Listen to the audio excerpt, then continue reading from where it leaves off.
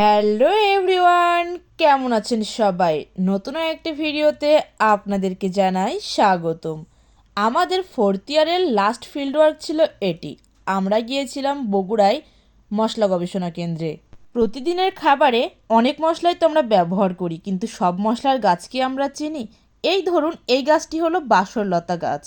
আসলে এই গাছটা কখনোই দেখিনি। আর এই ফিল্ড ওয়ার্কে আসতে পারলে নতুন নতুন অনেক গাছ চেনা যায় এবং নতুন অভিজ্ঞতাও হয়। যেমন এই যে কাঠবাদাম গাছ দেখেছিলাম অনেক বড়, কিন্তু ছোট অবস্থায় দেখিনি। এই যে অরিগানো, আর এই যে এখন আমরা যে গাছটা দেখছি এটি হচ্ছে পানবিলাস। আর এই পানবিলাস গাছের পাতা পানের মশলা হিসেবে ব্যবহার করা হয়। আমরা অনেকেই প্লাস আমাদের টিচাররাও এই গাছের পাতা ছিঁড়ে ছিঁড়ে আমরা আসলে টেস্ট করে দেখছিলাম যে পাতার টেস্টটা আসলে কেমন। বগুড়ায় গিয়েছি আর বগুড়ার দই সম্পর্কে জানবো না তা কি হয়? এখন আমরা যে গাছটি দেখতে চলেছি এটি হলো দই রং গাছ। দই তৈরিতে এই গাছের পাতা দইয়ের কালারের জন্য ব্যবহার করা হয়। আর এটা হলো গোলমরিচের গাছ। আমি আগে কখনো গোলমরিচের গাছ দেখিনি, এই প্রথমবার দেখলাম। এখানে ঝাড় হিসেবে রয়েছে।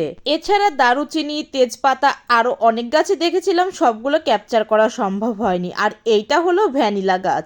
আমরা অনেকেই ভ্যানিলা ফ্লেভার পছন্দ করি। এই ভ্যানিলা এসেন্সটা আসে এই গাছের ফুল থেকেই। তো বন্ধুরা, আজকের ভিডিওটি এই পর্যন্ত। যদি ভিডিওটি ভালো লেগে থাকে প্লিজ লাইক, কমেন্ট এবং শেয়ার করবেন। দেখা হচ্ছে নেক্সট ভিডিওতে।